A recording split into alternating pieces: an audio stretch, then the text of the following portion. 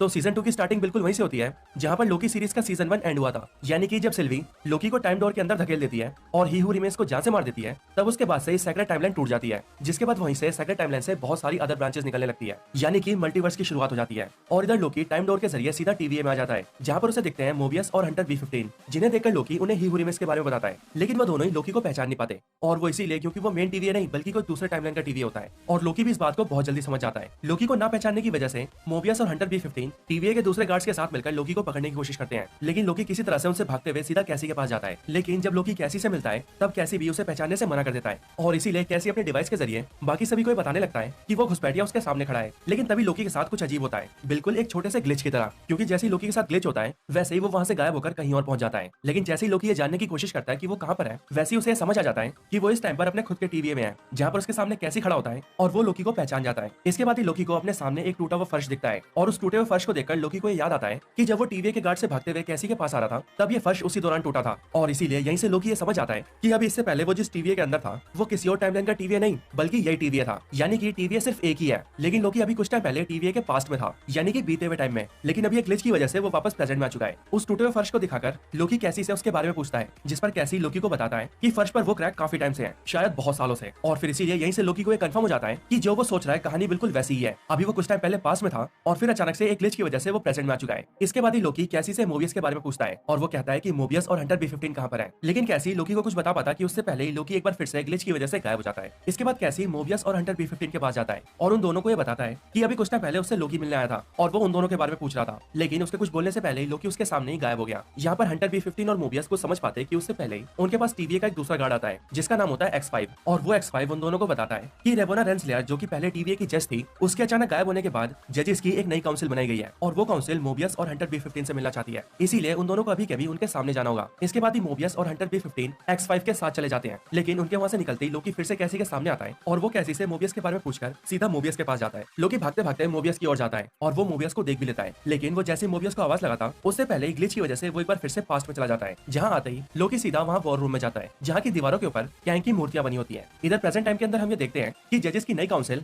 Mobius और Hunter B15 से पूछ रहे होते हैं कि सेक्रेट टाइमलाइन पूरी तरह से टूट चुकी है और उसके अंदर बहुत सारी ब्रांचेस बन रही हैं, लेकिन तुम दोनों उन ब्रांचेस को रोकने की बजाय उन्हें रोकने के ऊपर ही बैन लगा रहे हो और बाकियों को भी ऐसा करने से रोक रहे हो। तो क्या हम जान सकते हैं कि तुम लोग ऐसा क्यों कर रहे हो? ये सुनने के बाद हंटर B15 जज से कहती है कि हमें इस बात को समझाने का एक मौका चाहिए। इधर कहानी फिर से पास्ट में आ जाती है, जहां पर लोकी उस वॉर रूम के अंदर अलग अलग चीजों को देख रहा होता है, और फिर तभी लोकी की नजर एक टेप के ऊपर जाती है, जिसे लोकी जैसे प्ले करता है वैसे ही उसके अंदर से कैंग की आवाज आती है। हालांकि ये कैंग का कौन सा वेरिएंट होता है ये तो हमें नहीं पता, बट कैंग का वो वेरिएंट कहता है, तुम कमाल की हो रेवोना रेंसलेयर, तुम्हारे साथ काम करके मुझे बहुत मजा आएगा, तुमने तो इस पूरी जंग का रुख ही बदल दिया है और इसीलिए तुम्हारा शुक्रिया मेरा साथ देने के लिए। और फिर इसके बाद ही रेवोना की भी आवाज आती है जो कि कैंग के वेरिएंट से थैंक्स कहती है। इधर स्टोरी फिर से प्रेजेंट में आती है, जहां पर हंटर B15 जज को बताते हुए कहती है कि हम लोग ये समझ चुके हैं कि हम सब वेरिएंट्स हैं, वो वेरिएंट्स जो कि सालों से टीवी के अंदर काम कर रहे हैं, लेकिन इस टीवी से पहले हम सबकी जिंदगी थी, हम सबकी खुद की और अपनी जिंदगी, और उस जिंदगी में हम सब बहुत खुश थे। इसी के आगे वो लोग ये बात भी करते हैं कि जब वो लोग पहले दूसरी टाइमलाइन के अंदर गए थे तब उन्होंने वहां पर एक बार रेवोना रेंसलेयर की भी एक वेरिएंट को देखा था, जिसके बाद हंटर B15 कहती है कि ये बात बिल्कुल सच है, इस टीवी से पहले हम सबकी अपनी जिंदगी थी,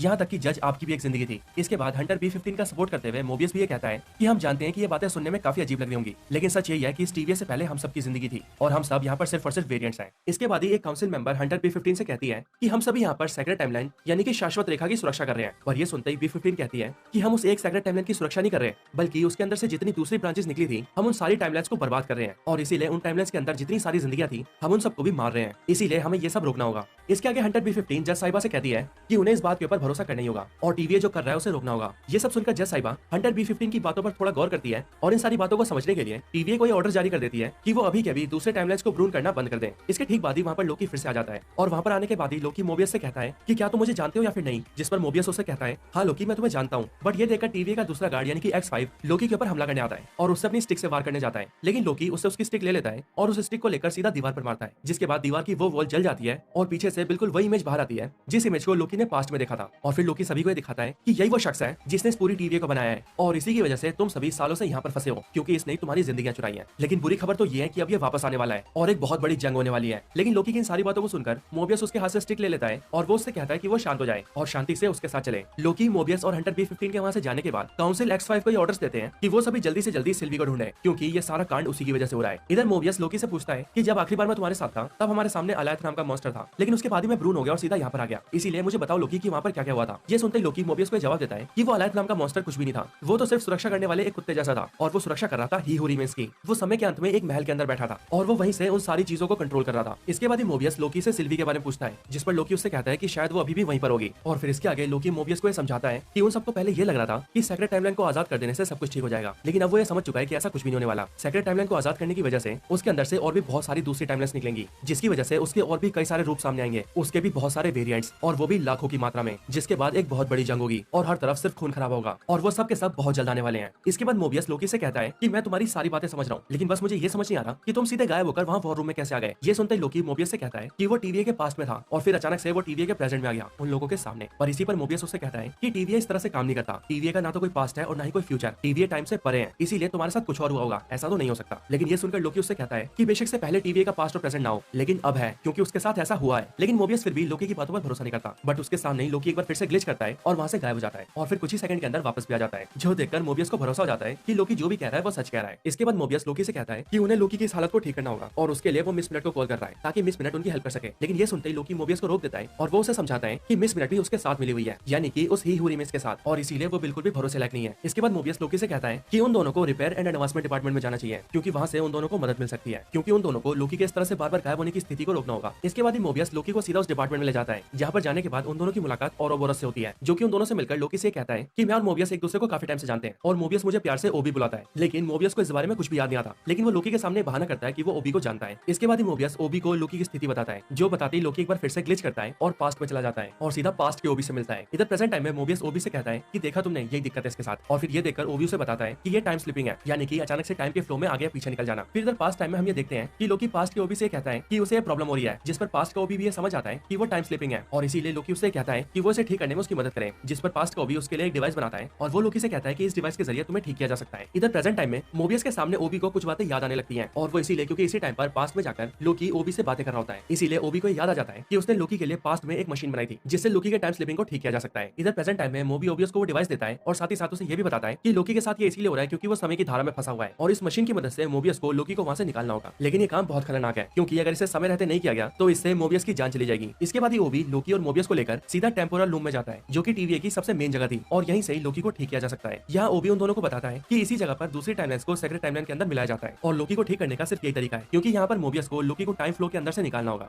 इसके बाद ही ओबी सभी से कहता है कि इस टेम्पोरल लूम के ऊपर बहुत ज्यादा प्रेशर बढ़ चुका है और वो इसीलिए क्योंकि वो देख सकता है कि यहाँ पर अचानक से बहुत सारी टाइमलाइंस बनती जा रही है, जिसकी वजह से ये ओवरलोड हो गया है और अगर सब कुछ ऐसी रहा तो ये ब्लास्ट हो जाएगा। लेकिन वो ब्लास्ट को रोकने के लिए इसके दरवाजे बंद कर सकता है, जिससे कि उस ब्लास्ट का असर उनके ऊपर ना हो, और क्योंकि ब्लास्ट बहुत ही कम टाइम में होने वाला है इसीलिए अब उनके पास बहुत ही कम टाइम रह गया है और इतने कम टाइम के अंदर ही उन्हें लोकी को ठीक करना होगा। इसके बाद ओबी लोकी को भी एक डिवाइस देता है और उससे कहता है कि इस डिवाइस के अंदर जैसी हरी लाइट जले वैसे ही तुम इस डिवाइस को एक्टिवेट कर देना, जिसकी वजह से तुम टाइम स्ट्रीम के अंदर वापस आ जाओगे और फिर वहीं से मोबियस तुम्हें खींचकर बाहर निकालेगा। और फिर ओबी उन सबसे ये भी कहता है कि इन सबको करने के लिए तुम्हारे पास सिर्फ 5 मिनट है, तो जाओ और अपना काम जल्दी से करो। इधर मोबियस और लोकी प्लान कर ही रहे होते हैं कि वो दोनों मिलकर अपना काम कैसे करेंगे कि इतने में लोकी के साथ एक बार फिर से ग्लिच होता है और वो फिर से वहां से गायब हो जाता है। लेकिन इस बार वो टीवीए के पास में जाने की बजाय टीवीए के फ्यूचर में चला जाता है। लोकी देखता है कि हर तरफ अफरा तफरी मची हुई है और फ्यूचर टीवीए की हालत कुछ खास अच्छी नहीं है और इसीलिए चीजों को पता लगाने के बारे में लोकी इधर उधर जाने लगता है। इधर ओबी मोबियस को सूट पहनाकर तैयार कर देता है और उसके हाथों में उस डिवाइस को देकर उसे टेम्परल लूम के पास भेज देता है। लेकिन इसके साथ ही लोकी को यह भी याद आता है कि वहां से टाइम स्ट्रीम के अंदर जाने के लिए लोकी को टाइम स्टिक की जरूरत पड़ेगी। वो टाइम स्टिक प्रेजेंट टाइम में लोकी के पास होती है, लेकिन क्योंकि ग्लिच की वजह से वो फ्यूचर में आ गया था इसीलिए यहाँ पर वो टाइम स्टिक को ढूंढने लगता है और फिर जैसे उसे टाइम स्टिक मिलता है वो वैसे ही खुद को भ्रूण कर लेता है और सीधा टाइम स्ट्रीम के अंदर चला जाता है। इधर मोबियस काफी टाइम से लोकी के इंतजार में खड़ा होता है, लेकिन क्योंकि वो टेम्परल लूम बहुत ज्यादा ओवरलोड जाता है इसीलिए ओबी मोबियस से कहता है कि वो वापस आ जाए, क्योंकि अगर वो अभी वापस नहीं आया तो उसे मजबूरन इस गेट को बंद करना होगा। मोबियस ओबी से थोड़ी देर रुकने के लिए कहता है और वो उससे कहता है कि लोकी आता ही होगा, लेकिन ओबी को मजबूरन गेट को क्लोज करना पड़ता है और गेट को क्लोज करने के लिए वो बटन को ऑन कर देता है और वो इसीलिए क्योंकि अगर वो ऐसा नहीं करता तो वहां पर होने वाले ब्लास्ट की वजह से पूरा टीवी और उसके अंदर के सारे लोग मारे जाते हैं। ओबी के बटन दबाते ही गेट क्लोज होने लगता है और इसीलिए वो मोबियस को किसी तरह से वापस आने के लिए कहता है। इधर मोबियस भी समझ जाता है कि अब लोकी वहां पर नहीं आने वाला, क्योंकि शायद से लोकी अब टाइम स्ट्रीम के अंदर कहीं खो गया है, इसीलिए मोबियस भी वापस आने की कोशिश करने लगता है, बट उसके लिए वापस आना बहुत मुश्किल होता है और इसीलिए वो धीरे धीरे अपने कदम बढ़ाने लगता है। लेकिन फिर तभी मोबियस को लोकी दिख जाता है और इसीलिए वो अपने डिवाइस के जरिए लोकी को वहां से खींच लेता है, जिसके बाद लोकी सीधा उड़ते हुए मोबियस से आकर टकराता है और वो दोनों ही गेट के बंद होने से पहले टीवी के अंदर आ जाते हैं और इस तरह से मोबियस लोकी को बचा लेता है और लोकी मोबियस को बचा लेता है। लेकिन इसके बाद ही टीवी की दूसरी तरफ हंटर B-15 ये देखती है कि टीवी के बहुत सारे सोल्जर्स टाइम गेट के जरिए कहीं जा रहे होते हैं और उन सबको देखकर हंटर B-15 ये समझ जाती है कि अब कुछ बहुत बड़ा होने वाला है और इसके साथ ही ये एपिसोड यहीं पर खत्म हो जाता है।